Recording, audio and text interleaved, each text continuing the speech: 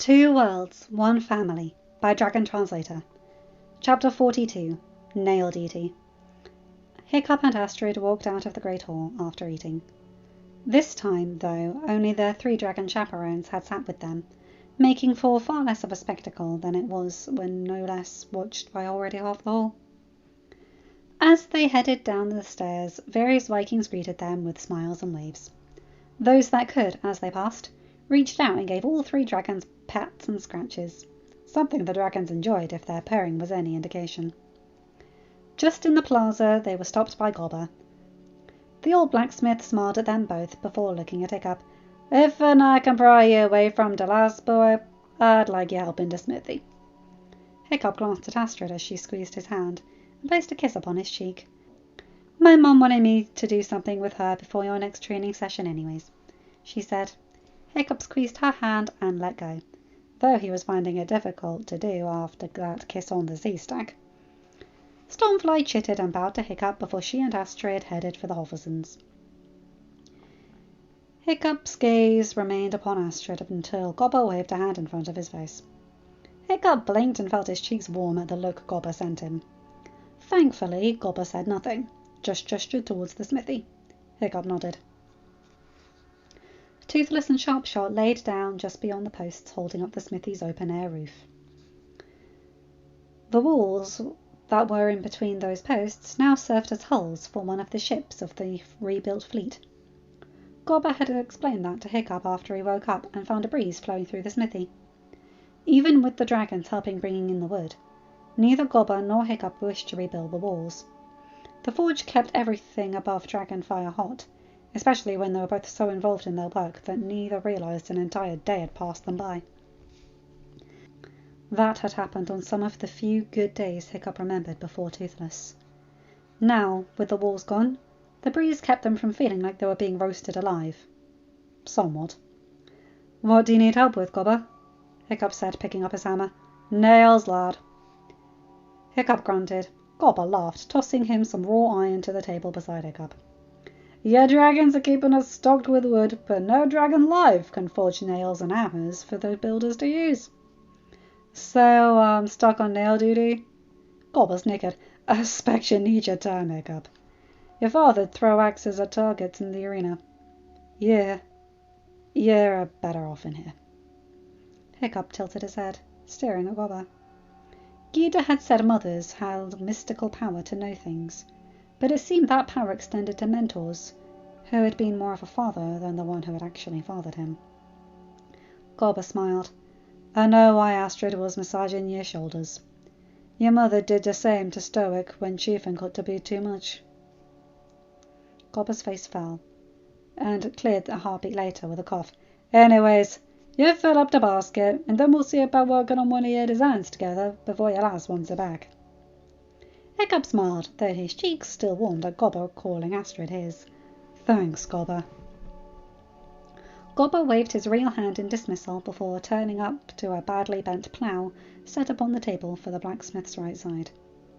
Hiccup, by habit, let Gobber use the forge first. Gobber was the master blacksmith after all, and Hiccup's teacher. While he waited, Hiccup moved to gather the materials he would need to make the nails.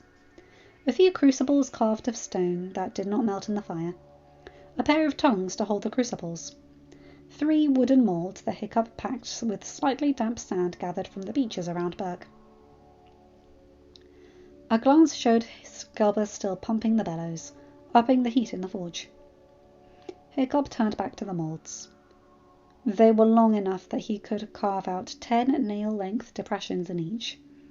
After the melted and refined iron had set in moulds, he would remove them before heating each one at a time to fashion the point and the head. Gobber hissing proved the man still at the forge, so Hiccup went on to find more raw iron. The basket looked half full, and the pile Gobber tossed him would not be enough. "Forge is clear!" Gobber called. "Thanks." Hiccup set the raw iron into the crucibles. He snagged the leather gloves made to keep his hands safe, slipping them on, before gripping one crucible with the tongs. He sat it into the coals and then placed the others nearby. It took a while, but soon all the iron melted, and some of the impurities melted away. he used another carved stone to scoop out some impurities that bubbled to the surface of the liquid metal. Hiccup then, using the tongs, retrieved one and poured the liquid metal into as many depressions as he could before setting the crucible aside and getting another. Soon all the depressions were filled. Hiccup sighed in relief that none of the moulds failed, sending hot melted metal onto the wooden table. That would not be pleasant. The repetitive nature of his job and the constant strike of Gobber's hammer upon the plough began to soak into Hiccup, much like water did a piece of cloth. Hiccup felt tension he did not know he had melt.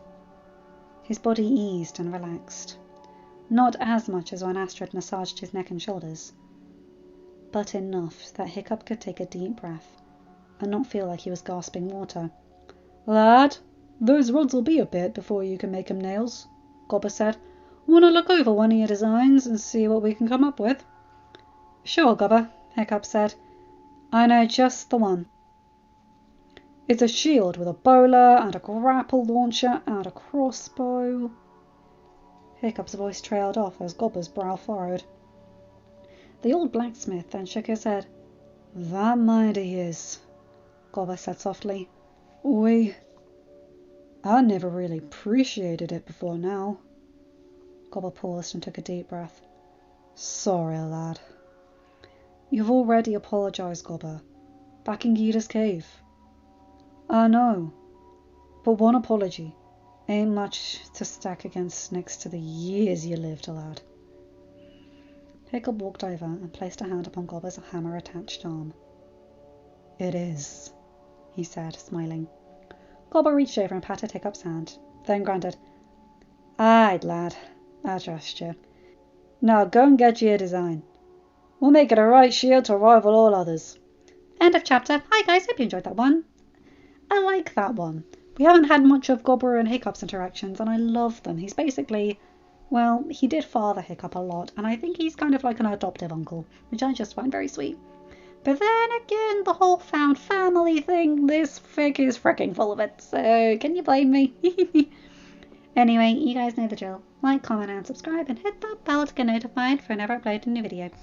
Have a good day, night, or whatever time zone you're in. Bye, my guys, gals, and non-binary pals. I'll see you in another video. Take care.